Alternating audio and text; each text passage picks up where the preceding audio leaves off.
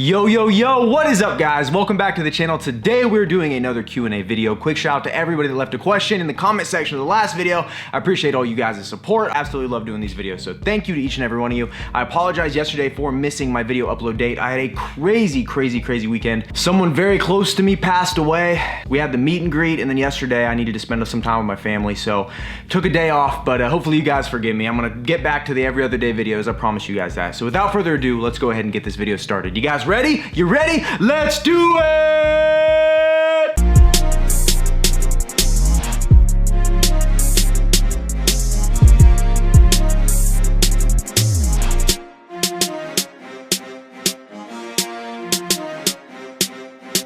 Question from Southern Honey 86. When starting your fitness journey, what is the one thing to get into check before you start piling everything else in?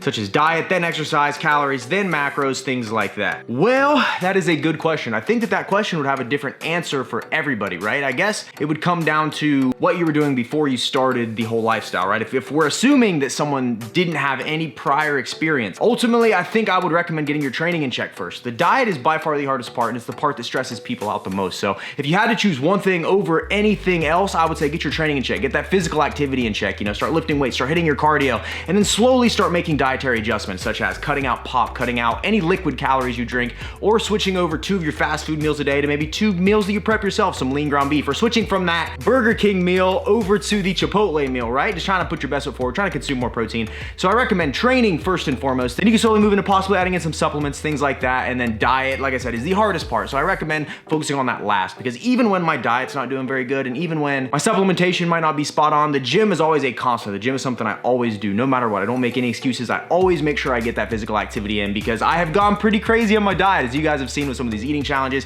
Here recently, up until like 5 days ago, my diet had been pretty iffy. I'd been having a lot more cheat meals than I should have and things like that. But the training always stays consistent, and I might get a little bit out of shape, but I never get so far blown out because I'm still getting in that activity. It's when you quit everything, you start consuming a lot of bad food is when you really notice things reversing as far as progress goes. So like I said, I know I'm probably talking too much, but get that training in check first, then I would worry about the other stuff. Thanks for your question. Ooh, good question here from John Obb. Are you religious? Do you go to church, pray, etc.? Now, one philosophy I've always had with this YouTube channel was to not bring up a few key things, right? I don't like to talk about religion. I don't like to talk about politics, and I don't really like to talk too much about money, right? Only in very rare circumstances do any of those come up, but I like this question, and I'm just gonna give you guys my philosophy on it, right? As far as any one organized religion, I don't really follow that much myself. I understand that these structures are in place and it can help people more than they even know, and I appreciate that, and I respect anybody's ability to pray for or to believe in whatever they want to, right? It's your life, whatever makes you happy. Like, I'm by no means a guy that's gonna go around and tell people what they can and cannot believe in. That is just not, I don't think anybody has that right? But what I do believe in, I do believe that there is a greater power out there that has helped me along and has pushed me to do everything I'm doing now. When I'm feeling down and in the dumps, there's something there that lifts me up and gives me signs and tells me I'm on the right path, right? And I feel like the power of positivity is real, and I do believe in karma. I think the more good you put out there in the world, the more good comes back to you.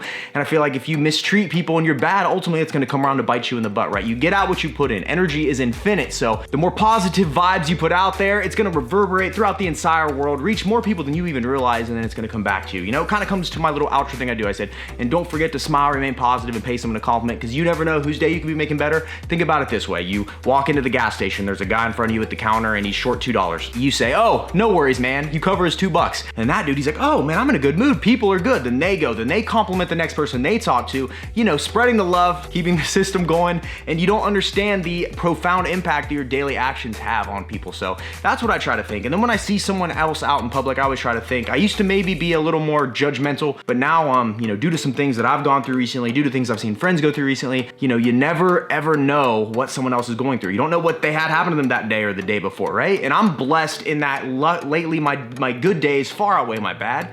and I don't have to worry about that too much, but I've really grown to appreciate the good things in this life and understand that not everybody has it as well off as other people, and I try to help people in any way I can. So I know I kind of veered off topic a little bit, but I do believe believe in good versus evil, and I believe in putting positive vibes out there. And I believe in putting your best foot forward in any circumstance that you can. And I will say that when times are tough for me and I'm doubting myself and I'm wondering what life is gonna be and how am I in the world ever gonna keep this channel up with all this stuff going on, and there's always a guiding force. Call it the universe, call it God, call it whatever, but there's something that gives me signs in my day-to-day and something that pushes me along. And I implore you, if you're not currently religious or you don't have anything you sort of look up to, look for signs in your daily life. Look for little coincidences and north stars, so to say, to let you know that you're on the right path. I'm telling you, you start looking for that stuff, you'll find it. I promise, I promise. So I'm not the most religious guy by any means, but I do try to behave in such a manner that is positive and uplifting for everybody. And you know, I used to be a very hardcore atheist, and I dropped that belief and my life changed exponentially when I did that. So thank you for your question, man. Appreciate you. From Damian Lopez, he asks, how exactly did you go about starting your fitness company?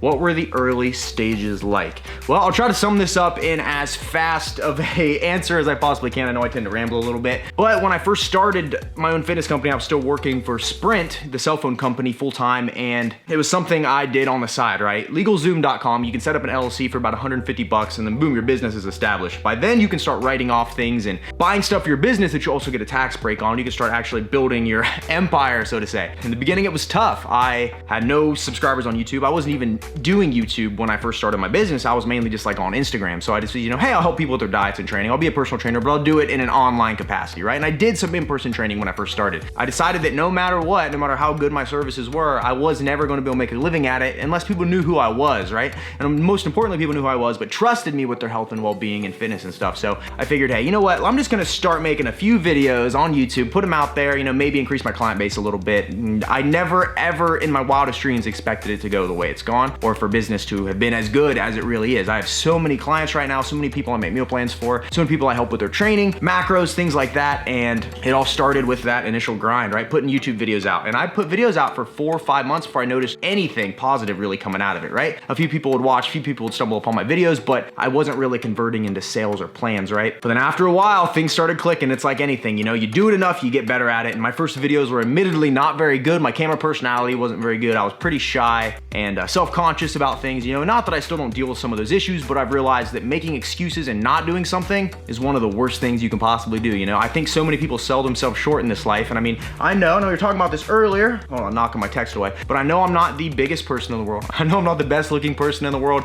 I know I'm not the smartest guy in the world, right? But what I do have over some other people is that I am willing to do the work no matter what the cost, right? No matter how bad I feel on a particular day, no matter how bad my face is broken out, no matter how many negative people in the comments just went through and told me how garbage I was as a human and that I need to die. Like, you get comments like that for real. And that stuff can all take you down a couple notches, but I promised that I would never let any of that stuff get in the way of me going after my goals, right? I don't care how many haters say however many things. In the end, my channel's still growing like wildfire. I'm becoming slowly one of the biggest fitness YouTubers on YouTube, and I'm still getting paid and I'm still making money. So a hater can say whatever they want, but to think that someone's negative words are gonna stop me from doing what I'm doing, no way, man. And usually when someone leaves a comment like that, it's because they are unhappy with themselves and they want to take some of their unhappiness and put it onto you. I like to call it drive-by trolling. You don't have to have your real name on there. You don't have to have anything. You can go in with a fake account, leave a negative comment, and peace out. And you have no fear of the person figuring out who you are, which is why on Instagram and Twitter and Facebook, I get zero negativity. Literally, I couldn't tell you the last time I got a bad comment on any of those platforms, but it's the anonymity factor that makes these guys brave, makes these guys think that they're real tough guys by posting on the internet. But I bet you in an expo or any of these fitness events, any of these guys came up to my face, they wouldn't say that stuff. And I would love it if they did. I would really love it if they did, because I imagine, even just from the outside looking in, I can see where their unhappiness comes from, and I could see what kind of human being they were. But most people that are leaving negative comments are cowards, cowardly individuals, and I refuse to let any of them keep me from going. I just rambled like crazy, guys. I am sorry, but I've been getting quite a few negative comments lately, considering that